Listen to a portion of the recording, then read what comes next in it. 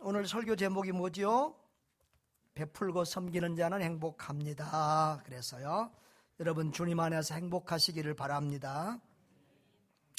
우리 그리스도인은 예수 생명, 예수 행복을 누리는 사람들이고 또 그것을 이웃과 나누며 사는 사람들입니다. 사람들이 가장 좋아하는 말이 행복이라는 단어라고 합니다. 그런데 실상 사람들 중에서 나는 행복하다 이렇게 고백하고 말하며 살 수 있는 사람은 소수에 불과합니다. 몇 해 동안 우리에게 참 우울한 뉴스가 많이 들리고 있습니다. 코로나로 날마다 오늘은 몇 명 죽었습니다 소식이 들리더니, 또 작년부터는 이제 전쟁 때문에 전쟁에서 또 얼마나 죽었다 이러더니 올해는 또 지진으로 또 몇 명이 죽었다, 지금 5만 명 가까이 육박하고 있습니다. 이런 소식들이 계속 들리고 있습니다. 외국의 일만 아닙니다. 우리나라도 또 세월호로 이렇게 아픈 상처가 아직 지워지지 않았는데, 또 몇 달 전에는 또 이태원의 압사사고로 우리 젊은이들이 많이 세상을 떠나서 우리 모두 국민적인 아픔을 이렇게 느끼고 있습니다. 자, 그런데요, 이번 주에 제가 어떤 의사가 쓴 글을 봤는데, 그래요, 우리가 이렇게 질병으로 죽은 사람도 많고 사건 사고로 죽은 사람도 많이 있는데요, 이런 하여튼 우리 주변에 일어나는 교통사고, 등산 갔다 추락했다, 물에 빠져서 익사했다, 불이 나서 죽었다, 무슨 농약 먹고 죽었다, 살인, 이런 여러 가지 많은 일들이 있는데, 이런 모든 사고, 전쟁이나 지진이나 이런 모든 사고로 죽는 사람보다도 더 많이 죽는 죽음의 이유가 있는데, 그게 뭐냐 그러면 자살이랍니다. 자살. 그러니까 이런 모든 우리 주변에 있는 날마다 뉴스에 나오는 이런 사건 사고로 죽는 사람이 자살로 죽은 사람의 반도 안 된다고 그래요. 그러니까 이 자살로 죽은 사람이 얼마나 많은지 모릅니다. 더구나 우리나라는 자살률이 세계 1위고 자살공학이라는 그런 오명까지 붙어 있습니다. 자살의 가장 큰 원인은 우울감이죠. 우울을 제거하고 행복감을 가지면 자살할 사람이 아무도 없습니다. 미국에서 이 설문조사를 해보니까 미국 사람들은 우리보다 얼굴 더 밝은데, 그런데 보면 3명 중에 2명은 나는 불행하다 이렇게 하고, 3명 중 1명 정도만 나는 행복하다 이렇게 답을 했다고 합니다. 통계에 의하면 우울증 환자가 우리 전 세대보다 100년 전보다 10배가 늘었다고 합니다.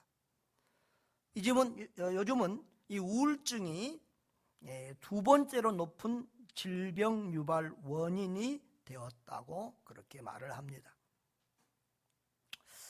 이런 통계나 정보들을 보면 우리 삶에서 참 중요한 것은 자기를 사랑하고 또 자기를 행복하게 관리하는 것이다 이렇게 생각이 됩니다.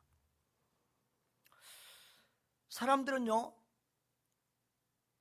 행복을 가장 원하는데 왜 사람들이 행복하지 못할까요? 그 원인은 행복을 엉뚱한 곳에서 찾기 때문에 그렇습니다. 여러분, 어떻게 우리가 후회하지 않는 삶을 살 수 있을까요? 어떻게 하면 보람되고 가치 있는 행복한 삶을 살 수 있을까요? 누가 그 행복에 대한 정답을 가지고 있을까요? 여러분, 이 세상을 창조하신 하나님, 그리고 우리 인간을 창조하신 하나님이 이 세상에서 우리가 행복하게 살 수 있는 모든 답을 가지고 있는 분이신 줄 믿습니다. 하나님만이 우리에게 행복하게 살 수 있는 바른 답을 주실 수 있는 분입니다. 성경은 행복에 대한 수없이 많은, 우리 신명기에 보면은 하나님의 모든 말씀이 우리를 살리고 우리를 행복하게 하려고 주신 말씀인데, 그런데 오늘 중요한 것 한두 가지만 살펴보려고 합니다. 자, 첫째로 행복은 소유가 아니라 관계에 있다는 겁니다. 우리 한번 같이 따라합시다. 행복은 소유가 아니라 관계에 있다. 꼭 기억하십시오. 자, 오늘 누가복음 6장 35절 36절을 한번 같이 읽어보겠습니다. 다 같이 읽습니다.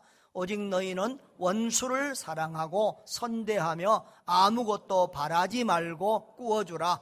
그리하면 너희 상이 클 것이요 또 지극히 높으신 이의 아들이 되리니 그는 은혜를 모르는 자와 악한 자에게도 인자하시니라. 너희 아버지의 자비로우심 같이 너희도 자비로운 자가 되라 그랬습니다. 오늘 우리가 누가복음 6장 35절부터 38절까지만 봤는데요, 27절부터 쭉 그 전반부도 보면 예수님이 사랑에 대해서 설교하신 거예요. 그래서 오늘 35절에도 보면 원수들 사랑하라고 그랬어요. 원수를 사랑해라. 이렇게 하나님의 자녀들은 하나님 아버지를 닮아서 하나님처럼 사랑과 자비의 삶을 살라는 그런 말씀이죠. 우리가 잘 알다시피 성경 전체 대주제는 하나님 사랑, 이웃 사랑이에요.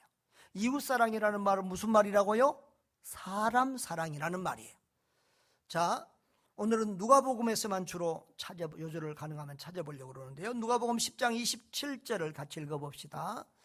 대답하여 이르시되 내 마음을 다하며 목숨을 다하며 힘을 다하며 뜻을 다하여 주 너희 하나님을 사랑하고 또한 내 이웃을 내 자신같이 사랑하라 하였나이다. 자, 그래서요, 이 하나님 사랑, 이웃 사랑이 성경 전체의 모든 명령을 두마두로 압축한 것이다. 우리가 잘 알고 있습니다.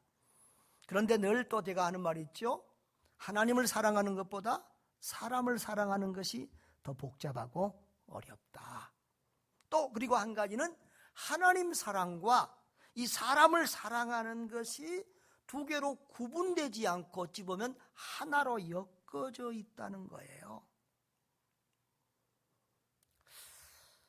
하나님을 사랑하는 자는 하나님의 형상으로 지음받은 사람을 사랑해요.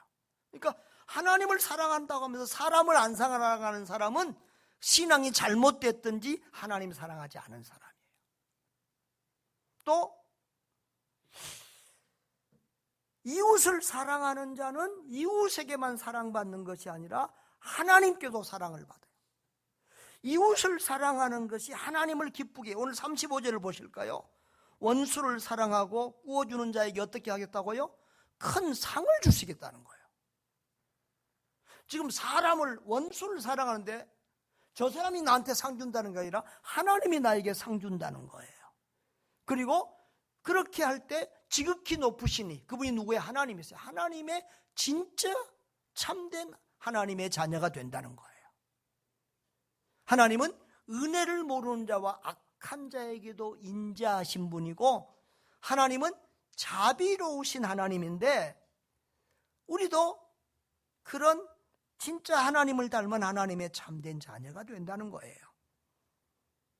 여러분, 이렇게 하나님 사랑, 사람 사랑은 하나로 연결되어 있고 묶여져 있어요. 특별히 오늘 우리가 누가복음을 보고 있는데, 이 누가복음은 저는 이웃 사랑의 복음이라고 그렇게 말하고 싶을 만큼 그 이웃 사랑에 대해, 사람 사랑에 대해서 이렇게 강조하고 있는 성경이에요. 이 누가복음을 기록한 누가는 유대인이 아니라 이방인이에요. 성경에 이방인의 성경 기록자는 거의 없어요. 근데 유대인들은 이방인을 어떻게 대우했어요? 인사도 안 하고 짐승처럼 대우했어요. 그리고 이방인은 구원받을 수 없다, 이렇게까지 말을 했어요. 그런 유대인들의 잘못된 편견을 깨뜨리고 누가는 바른 하나님의 복음을 전하는데, 이방인도 하나님은 사랑하시고 이방인도 구원받을 수 있다는 거예요. 그리고 무엇보다도 하나님은 가난하고 병들고 소외되고 사람들에게 멸시를 받는 그런 사람들까지도 사랑하고 구원하신다는 거예요. 그래서 그 당시에 멸시를 받던 여인들, 병자들, 가난한 사람들, 고아들, 과부들, 세리들, 심지어는 창기들까지도 우리 주님이 그들을 사랑하시며 구원해 주신 그런 내용들을 기록하며, 주님은 모든 사람을 사랑하시며 모든 사람을 구원하시며 모든 사람이 주 안에서 행복하게 살기를 원한다. 그 메시지를 누가복음은 강조하고 있는 것입니다. 여러분, 하나님은 인간을 처음에 창조할 때부터 소유함으로 행복한 존재가 아니라 관계 속에서 행복할 수 있도록 창조했어요. 그래서 하나님과 우리 사이에 관계가 좋아야 인간은 행복해요. 아멘. 그리고 사람과 사람 사이의 관계가 좋아야 또 행복해요. 그리고 이 세상 물질과의 관계가 바르게 되어야 행복해요. 그래서 하나님에 대해서는 하나님을 경외하며 하나님을 예배하는 자가 돼야 되고, 이웃에 대해서는 형제여 자매여 하고 사랑하는 자가 돼야 되고, 그리고 세상 물질에 대해서는 물질을 우상시하지 않고 그 물질을 물질로 알고 잘 관리하고 다스릴 줄 아는 그런 사람이 되어야 하는 거예요. 그래서 하나님에 대해서는 따라합시다. 하나님. 그리고 이웃에 대해서는 형제여 친구여, 그리고 아래로 물질에 대해서는 야, 이렇게 해야 돼요. 야. 한 번 더 시작. 야. 이 관계를 잘해야 이 사람이 건강한 사람이고 이 사람이 바른 믿음의 사람이에요. 믿음이라는 말은 충성이라는 말과도 같은 의미를 가지고 있고요, 또 관계라는 의미를 가지고 있어요. 이 세 가지 관계가 좋아야 이 사람이 믿음이 건강한 사람이에요. 어떤 사람은 교회는 잘 나오고 기도도 열심히 하고 헌금도 열심히 하는데 밤낮 사람들하고 다투고 싸우고 분란 일으키는 사람이 있어요. 믿음 좋은 거 아니에요. 하나님과의 관계도 좋고 사람과의 관계도 좋아야 돼요. 그리고 물질에 대해서 또 너무 물질에 사로잡고 돈밖에 모르는 사람은 아무리 교회를 열심히 나와도 그 사람 믿음 좋은 사람 아니에요. 이 세 가지 관계가 바로 돼야 그 사람이 믿음이 좋은 사람이고 건강한 사람이고 행복한 사람이 되는 거예요. 할렐루야. 어제 우리 유민이 돌이었는데 돌 예배를 드리면서 내가 누가복음 2장 52절 말씀을 전했어요. 제가 이번 주에도 이제 금요일날 그런 생각이 들더라고요. 내가 은퇴하면 잘 아쉬운 것 몇 가지가 있을 것 같은데, 한 가지는 금요일 밤에 우리 아이들 안고 기도해 주는 거 이거 못해서 참 섭섭하겠다, 아쉽겠다 생각이 들고, 우리 어르신들 장례식에 다 나보다 이제 은퇴하고 나서 돌아가신 어르신들은 내가 장례식에 다 참석해야 되는데 후임 목사가 못 오게 하면 어떡하지? 그런 염려가 있어요. 그래서 후임자한테 꼭 물려줄 때는 어르신들 장례식에 꼭 나를 장례 예배 중에 한 번이라도 예배를 집례하게, 그걸 내가 부탁하려고 그래요. 아무튼 하여튼 그런 생각들을 했는데, 제가 아이들을 위해서 기도할 때 자주 이렇게 기도하는 것이 하나님과 사람들 앞에 사랑받는 아이가 되게 해주세요. 그렇게 기도를 많이 해요. 여러분, 하나님께 사랑받고 사람에게 사랑을 받으면 행복할 줄 믿습니다. 하나님을 사랑하고 또 하나님께 사랑을 받고 또 사람을 사랑하고 사람에게 행복을 받으면 그것처럼 사랑을 받으면 그것처럼 행복할 게 어디겠어요. 여러분, 그런 복된 사람들 되시기를 주님의 이름으로 축복합니다. 그런데 알고 보면 우리는 하나님이 먼저 우리를 사랑해 주셨어요. 우리가 먼저 하나님의 사랑을 받았어요. 독생자 예수 그리스도의 목숨을, 생명을 나를 위해 주실 만큼 하나님이 우리를 사랑하셨어요. 할렐루야. 자, 그런데요, 그 은혜를, 어떤 사람들은 그 은혜를 모르는 사람들이 있어요. 그런데 그 은혜를 알고 그 하나님을 사랑하면 그 하나님이 또 우리를 더욱 넘치도록 더 풍성하게 사랑해 주세요. 하나님의 풍성한 사랑을 받으며 살게 되는 거예요. 할렐루야. 또 우리는 사람의 사랑을 받았어요. 목사님, 나는 사람 사랑 못 받고 살았는데요. 아니에요. 사랑받았으니까 저와 여러분이 여기에 있는 거예요. 여러분은 벌써 아버지 어머니의 사랑 가운데 이 땅에서 태어났고요. 그리고 태어나서부터 부모의 사랑, 가족의 사랑, 형제의 사랑, 이웃의 사랑, 또 학교에서 선생님들의 사랑, 교회에서 목사님과 성도들의 사랑, 우리 다 직장에서도 사랑, 누군가 우리를 사랑해 준 사람이 있었기 때문에 여기 우리가 있는 거예요. 남편의 사랑, 아내의 사랑이 있었기 때문에 또 결혼해서 애 낳고 사는 거 아니겠어요? 아무튼 우리는 지금까지 누군가로부터 사랑을 받고 살아왔어요. 자, 그렇다면 우리도 남을 사랑하며 또 살아야 될 줄 믿습니다. 남을 사랑하면 또 그 사랑이 내게로 돌아오고 우리는 행복한 사람이 되는 거예요. 저는 이런 생각을 자주 해요. 사실은 우리가 인생을 살면서 남에게 나를 사랑해 주지 않는다고 떼쓸 필요가 없다. 섭섭해할 필요가 없다. 사랑받을 일을 하면 다 사랑해 준다. 그러니까 하나님을 사랑하고 하나님께 사랑받을 만한 일을 하면 하나님이 우리를 사랑해 주세요. 아니, 원수까지도 사랑하신 주님이신데 하나님은 사랑을 못해서 안달이신데 우리가 조금만 이쁜 짓 해도 하나님이 우리를 얼마나 사랑해 주시겠어요. 아멘.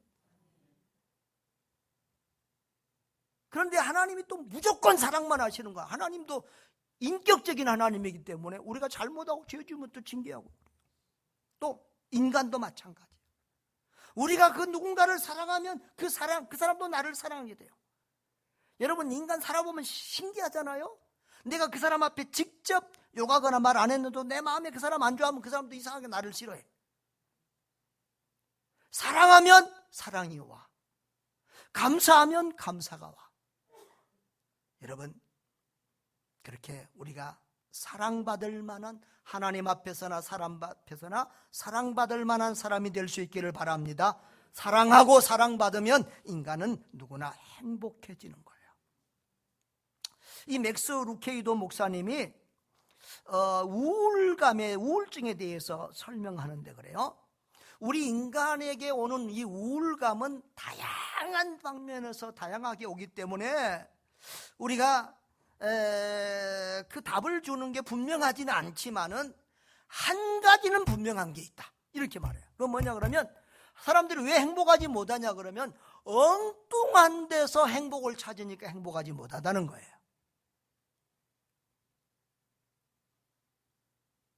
그 엉뚱한 데가 뭐냐? 사람들은 엉뚱한 것이 뭐냐?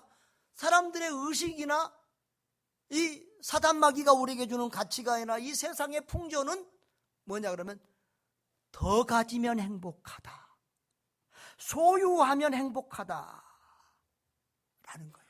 그래서 우리에게는 두 가지의 문이 있는데, 두 가지의 길이 있는데, 사람들은 소유하면 행복하다, 더 가지면 행복하다, 이 길로만, 그 문으로만 가고 있다는 거예요. 그래서 다 우리 주변의 말들이 다 그래. TV에서 뭐 선전해도 멋진 자동차 이렇게 딱 선전하면서 이 차를 타면 행복할 거예요, 이런 느낌으로 우리에게 주는 거예요.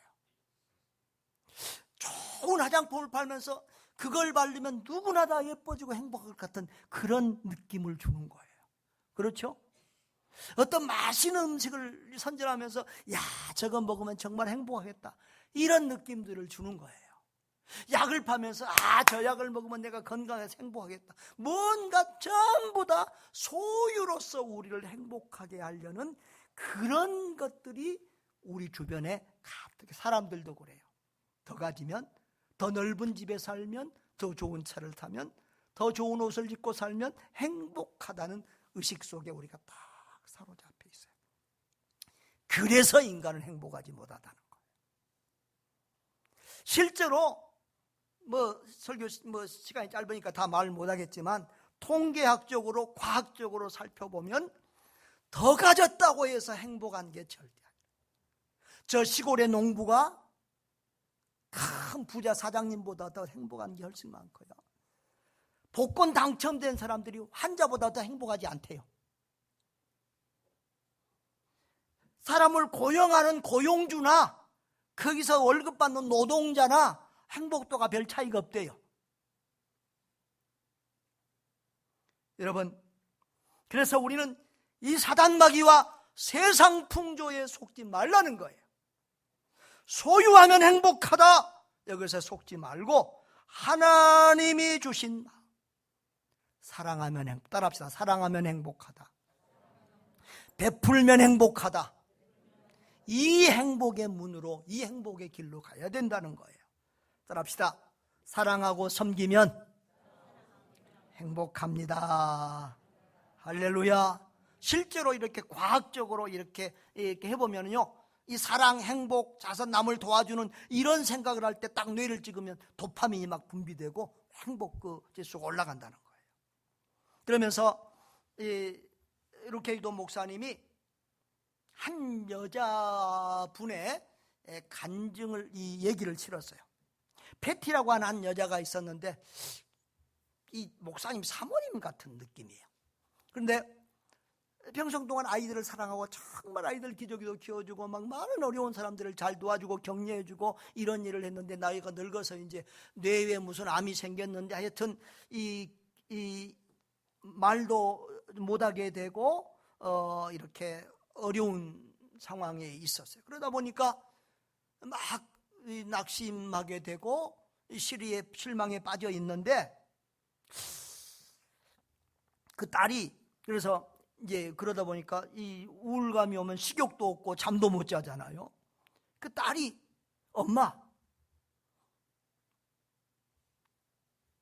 엄마가 지금 아프지만 남을 도와줄 수 있잖아. 그리고는 엄마를 휠체어에 앉혀가지고 다른 병실들을 돌아다니는 거예요. 다른 병실에 가서 말은 못하지만 누군가를 만져주고 등을 두드려주고 격려해주고 기도해주는 그런 일을 이렇게 병실마다 매일 돌아다니면서 한 거예요. 그랬더니 밥맛이 돌아오고 잠도 잘 자고 그리고 건강하고 행복하게 되었다는 거예요. 할렐루야. 사랑하는 여러분, 그래요. 성경에 주는 것이 받는 것보다 복이 있다 그랬는데요, 정말 주고 베풀면 행복이 오는 줄 믿습니다. 베풀면 그것이 부메랑처럼 우리에게 돌아와요. 다른 사람을 행복하게 하면 우리도 행복해지는 거예요. 자, 그런데 오늘 우리 성경은 오늘 우리에게 중요한 행복의 법칙, 행복의 원리를 우리에게 하나 알려주는데요, 그게 뭐냐 그러면은 남에게 행한 대로 내 자신에게 되돌아온다는 거예요. 그것이 자연의 법칙이고 인간관계의 법칙이라는 거예요. 한번 따라 합시다. 남에게 행한 대로 자신에게로 되돌아온다. 자, 오늘 누가복음 6장 37절 38절을 읽었는데 제일 38절 제일 끝에 한 단어를 우리가 중요하게 봐요. 자, 뭐라고 그랬어요? 제일 끝에 도로받을 것, 다 같이 도로받을 것이니라. 옆에 분들한테 이제 도로받게 됩니다. 자, 37절 38절에 보면은 네 가지 명령어가 나와요. 두 가지는 부정적인 명령어예요. 하지 말라는 거예요. 그리고 두 가지 명령어는 긍정적인 명령어예요. 하라는 거예요. 이 네 가지를 잘 지키면 행복하게 된다는 거예요. 여러분, 성경에 보면은요, 예수님이 병자들을 고칠 때 모든 병자들을 고치시니라 그랬어요. 이 지상에 모든 병자를 고치신 의사가 있어요, 없어요? 그런데 봐오셨나 봐? 없어요. 우리 예수님만 유일하게 모든 병자를 고칠 수 있는 주님이세요. 그런데 육신의 병 그 자리에서 뚝딱 고쳐지는데 마음의 병은 시간이 걸려요. 오늘 예수님이 우리의 마음의 병을 고치는 이 처방전이 오늘 이 말씀인 줄 믿기를 바라요. 그러니까 최고의 의사이신 주님이 우리의 마음의 병, 우리의 영혼의 병을 고치려고 주신 처방전, 오늘 이 처방전을 잘 받고 이대로 가서 이 약을 먹고 실천해서 여러분 모두 건강하고 행복하시기를 바라요. 아멘이 시원찮아요. 제일 앞에 분들은 마스크 좀 벗고 아멘 해도 되는데 아주 철저하게 우리들 마스크들을 잘 쓰세요. 좀 떨어져 있는 분들은 벗어도 돼요. 그리고 이제는 좀 벙어리들 앉혀놓고 설교하는 게 얼마나 힘든 줄 몰라요. 예배 벙어리들 앉혀놓고 예배 드리는 것이 찬양도 나 혼자 하고 기도도 나 혼자 하고 뭐 말씀 나 혼자 하고 제발 이제는 소통 좀 해보자고요. 할렐루야. 자, 그런데 이게 하나님의 이 관계의 원리 법칙은 뭐냐면 도로 받는 대로 되돌아온다는 거예요. 여러분 메아리 법칙, 이걸 부메랑의 법칙이라도 말할 수 있는데요. 메아리 경험해 보신 분들 많죠? 저도 어렸을 때 보면 저 산이나 이런 쪽에 와 뭐라고 그러면 와 그럼 돌아와요. 에? 나는 너가 좋아 그럼 저기 속에서 나도 너가 좋아 그래요. 나는 너가 미워 그럼 나도 너가 미워 그래요. 돌아와요.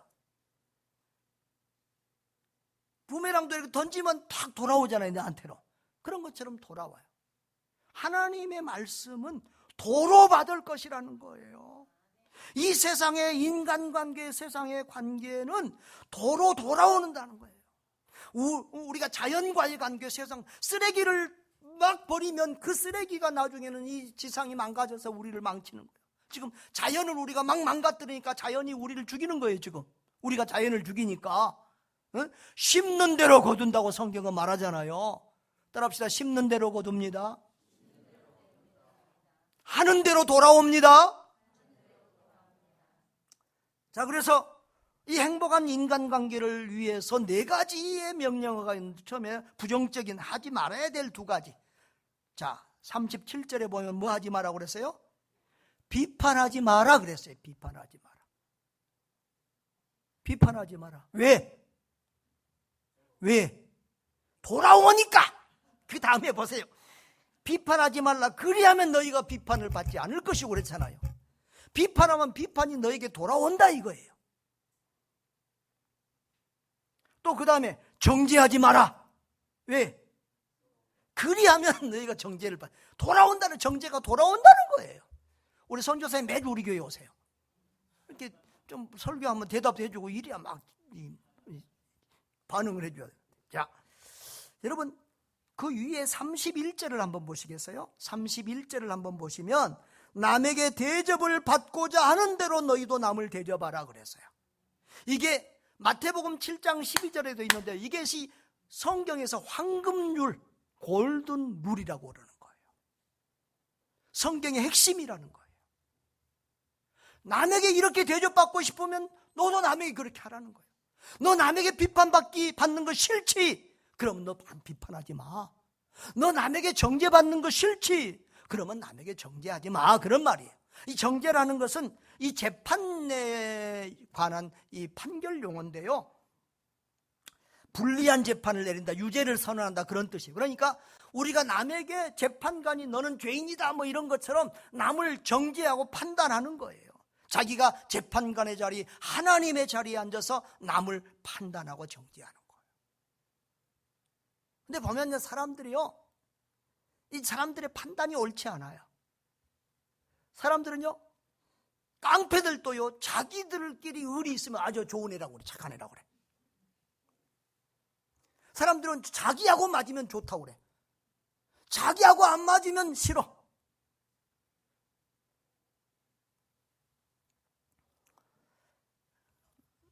요즘은 이렇게 유명한 사람들이 많이 죽잖아요. 연예인들이 많이 죽고 정치인이나 이런 막 유명세를 타는 사람들이 죽을 때가 많대요. 그 사람들이 왜 죽어요?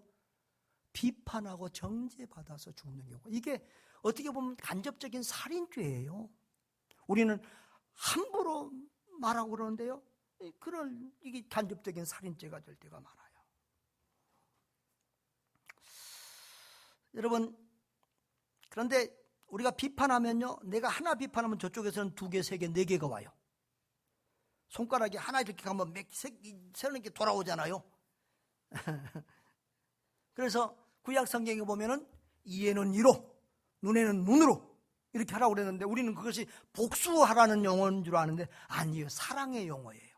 왜냐하면 사람들은요, 한 대 맞았으면 10대 때리고 싶거든. 그러니까 야, 너 한 대 맞았으면 너도 참고 몇 대 때리고 싶어도 한 대만 때려. 저 사람이 네 이빨 하나 부러뜨렸으면 너 10개 부러뜨리지 말고 다 아작내지 말고 너도 한 개만 부러뜨려. 알고 보면 이게 복수용이고 사랑용어예요.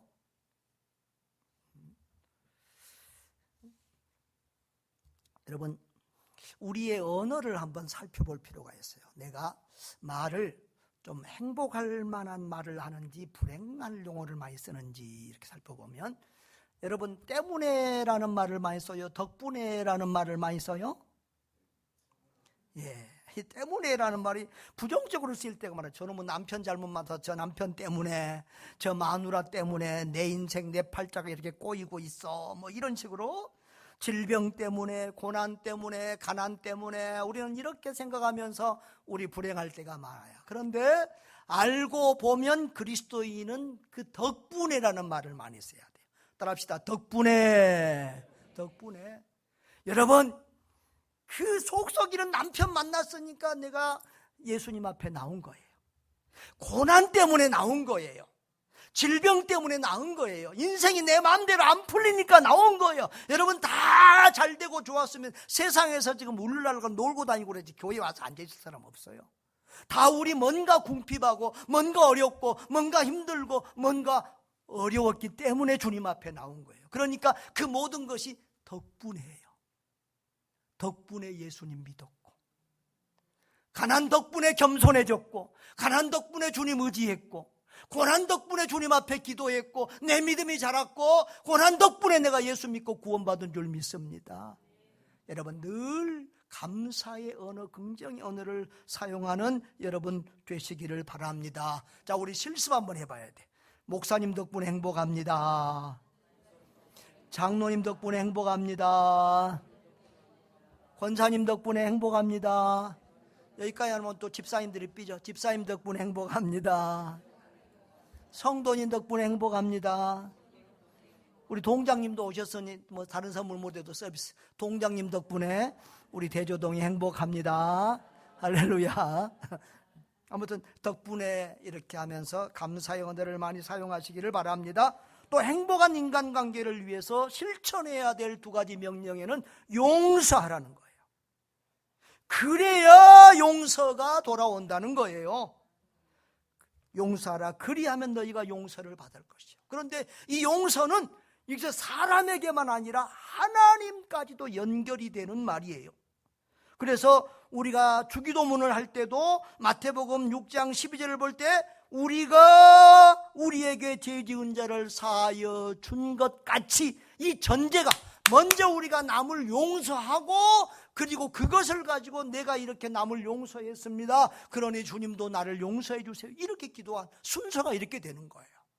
마태복음 6장 14절 15절에서 예수님이 이렇게 말씀했어요. 다 같이 읽어봅시다. 너희가 사람의 잘못을 용서하면 너희 하늘아버지께서도 너희 잘못을 용서하여 주시려니와 너희가 사람의 잘못을 용서하지 아니하면 너희 아버지께서도 너희 잘못을 용서하지 아니하시리라. 할렐루야.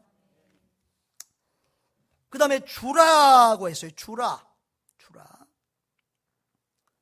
38절에 보면 주라, 그리하면 너희에게 줄 것이니 그랬어요. 여러분, 그런데 여기서 예수님이 아주 이렇게 실질적이고 아주 피부적인 비유를 들었는데요. 이 젊은 MZ세대들은 잘 모르는데 우리 세대들은 알죠. 곡식을 사고 팔 때 요즘은 이제 뭐 쌀 같은 게 20kg, 10kg짜리 돼서 그대로 사 먹어버리면, 옛날에는 뭐예요? 되나 말로 다 쟀어요. 그때 어떻게 재요? 어떤 사람은 후이 주는 사람이 있어요. 막 싸가 후이 주는 사람. 어떤 사람들은 착 이렇게 손을 반드시 하는 게 아니에요. 이런 걸로 하면 반드시 잘하는데 손으로 꼭 해. 요렇게 있고, 나는 잘 안 꺾어지는데 요렇게 꺾어. 그래갖고 팍 꺾어. 보통 그래요. 그런데 어떻게 하라고요? 주님이 후이 돼요. 또 그 다음에 뭐예요? 눌러. 많이 들어가라고. 또 그리고 아내가 또 공간이 있을 때 흔들어. 그래가지고 넘치도록 하여 너에게 안겨주리라. 할렐루야. 우리가 다들, 여러분, 남에게 도와줄 만큼 넉넉한 사람은 이 세상에 아무도 없어요. 왜냐하면 인간의 욕심은 끝이 없기 때문에 그래요. 우리가 어렵고 가난하지만 남에게 주고 베풀고 살면 하나님께서 우리에게 넘치도록 부어주시고 되돌려 갚아주신다는 거예요. 여러분, 그런데 내가 인생을 살아보니까요, 예수님을 수십 년 묻고 인생을 살아보니까 정말 말씀대로 살면 말씀대로 되더라고요. 남을 용서하지 못해서 내 가슴에 막 돌이 생기고 막 이게 있을 때도 우라병이 들 때도 있었어요. 그런데 용서하면 그것이 내려가더라고요. 용서하면 내려가요. 참 어떨 때 보면 주님이 우리에게 너무 어려운 걸 요구하시는 것 같아요. 이건 좀 너무 과한 명령이세요. 오늘 27절에 보면은 너희 원수를 사랑하라는 거예요. 너희를 미워하는 자를 선대하라는 거예요. 아니, 너희를 저주하는 자를 위해서 축복기도 해달라는 거예요. 28절 너희를 모욕하는 자를 위해서 기도하라는 거예요. 이 뺨을 치면 요 뺨까지 치라고 내주라는 거예요. 세상에. 겉옷 달라고 하면 속옷까지 벗어주라는 거예요. 누가 주라 하면은 없다고 하지 말고 주라는 거예요. 또. 야, 이게 33절에 보면은 32절 33절에 보면은 너희를 사랑하는 자만 사랑하면 그게 뭐 대사수냐? 그것은 불신자들도 다 하는 일. 나를 사랑하는 사람 사랑하는 것은 불신자들도 한다. 너희를 선대하는 사람을 선대하는 것은 불신자들도 하고 저 거짓 종교인들 바리새인들도 한다. 그럼 너희는 그런 일반인들의 차원을 넘어 거짓 바리새인들의 차례를 넘어 너희는 하나님의 아들, 하나님의 딸, 하나님의 자녀답게 살아라. 그 수준으로 살아라. 그게 뭐냐 그러면 원수까지도 사랑하고 나를 저주하는 자를 대신 축복해주는 그 차원의 삶을 살아라는 거예요. 여러분, 너무 힘들지 않아요? 좀 억울하지도 않아요? 좀 미운 사람은 좀 욕도 하고 막 씹고 막 말하고 다니고 막 그래야 막 좀 집어던지고 그래야 좀 속이 풀리고 그러는 거 아니에요? 우리도 인간인데. 그렇지요? 솔직하게 그렇고. 아멘 못하면 끄떡끄떡 해봐요. 솔직하게 우리가. 그래서 어떤 목사님은 실컷 욕을 막 해놓고는 욕 테라피라고 그러더라고. 이 욕이 치료에 효과가 있대. 아이고, 참. 그런데요, 왜 하나님이 우리에게 비판하지 말고 정죄하지 말고 용서하라고 그러시고 우리도 어려운데 또 남에게 주고 베풀라고 하실까요? 다른 어떨 때 보면 하나님이 원망스러울 때가 있어요. 나보다 저 원수를 하나님이 더 사랑하시나? 그런 생각이 들 때도 있어요. 그런데요, 묵상하고 기도해보면요, 알고 보면 이런 명령은 상대방 원수를 위해서 하는 것이 아니라 나를 위해서 하는 거예요. 여러분, 누군가를 비판하고 누군가를 정죄해 보세요. 남의 험담을 해보세요. 행복해요? 행복하지 않아요. 나쁜 말을 하고 남을 험담을 하면은요, 남을 비판하고 판단하면요, 우리 마음이 행복하지 않아요. 우리 심령이 상해요. 또 용서하지 못하면요, 내 마음에 병이 들어요. 내가 저 원수를 용서하지 못하면 저 사람은 잘 사는데 나는 아파서 죽어. 내가 먼저 죽어. 주고 베풀면은 힘들고 가난해질 것 같은데 주고 베풀면 더 행복해지고 더 부유해져. 그래서 우리가 참 이해하기 어려운 명령이지만 이 명령은 나를 사랑해서 하나님이 우리에게 행복의 비결을 가르쳐 주는 것인 줄 믿으시기를 바랍니다. 이것이 최고의 의사이신 우리 주님께서 우리에게 주신 행복 처방전이에요. 이 약을 오늘 받으셨어요? 4가지 약 받으셨어요? 이 약을 잘 가지고 가서 그대로 잘 드시고 실천하셔서 우리 모두 행복하신 분들 되기를 바라요. 여러분, 인간관계는 다시 되돌아오는 원리라고 해서요, 비판하면 비판이 되게 돌아오고, 정죄하면 정죄가 돌아옵니다. 사랑하면 사랑이 돌아오고, 용서하면 용서가 돌아옵니다. 또 주면은 언젠가는 또 하나님이 넘치도록 불어나서 내게로 돌아오게 합니다. 신앙생활을 오래 해보니까요, 말씀대로 살면 말씀대로 되더라고요. 따라합시다. 말씀대로 살면 말씀대로 된다. 용서할 수 없는 사람 용서해 보니까 내가 평안하고 행복해지고요, 나중에는 그 사람이 나에게 또 굴복하고 미안하다고 돌아오더라고요. 나를 존경하게 되더라고요. 우리 재산도 물질도 그래요. 우리 교회 제가 왔을 때 월세 몇백만 원씩 들어가는 교회였잖아요. 우리 성도도 많지 않았었잖아요. 그런데 저축도 안 하고 뭐 건축도 안 하고 주고 베풀고 섬기고 뭐 선교하는 일만 했잖아요. 그런데 지금 시간이 지나고 보니까 우리 교회 재산이 몇십 배로 불어났어요. 할렐루야. 말씀대로 돼요, 안 돼요? 돼요, 안 돼요? 따라합시다. 말씀대로 살면 말씀대로 된다. 주면은 넘치도록 내게로 돌아온다. 할렐루야. 사랑하는 여러분, 행복은 소유에 있지 않고 관계에 있다고 했습니다. 사랑하고 베풀고 섬기는 사람이 오히려 행복하다. 이것이 성경이 우리에게 주는 행복의 원리입니다. 관계의 법칙은요, 되돌아오는 법칙입니다. 심는 대로 거둔다고 했습니다. 용서하면 용서받고요, 사랑하면 사랑이 돌아오고요, 남을 행복하게 하면 나도 행복해지는 것입니다. 행복은 소유에 있는 것이 아니라 좋은 관계에 있다고 했습니다. 행복은 더 많이 가지는 것에 있는 것이 아니라 가진 것을 주고 베풀고 섬기는 데 있다고 했습니다. 주님처럼 사랑과 섬김의 삶을 사시기를 바랍니다. 예수 복음으로 사람을 살리고 사람을 행복하게 하시기를 바랍니다. 예수 사랑 가지고 주고 베풀고 섬김으로 사람을 살리고 행복하게 하시기를 바랍니다. 그러면 여러분은 이 땅에서 풍성하고 행복한 삶을 누리게 될 것입니다. 천국을 누리며 살게 될 것입니다. 그런 축복의 사람들 되시기를 주님의 이름으로 축원합니다.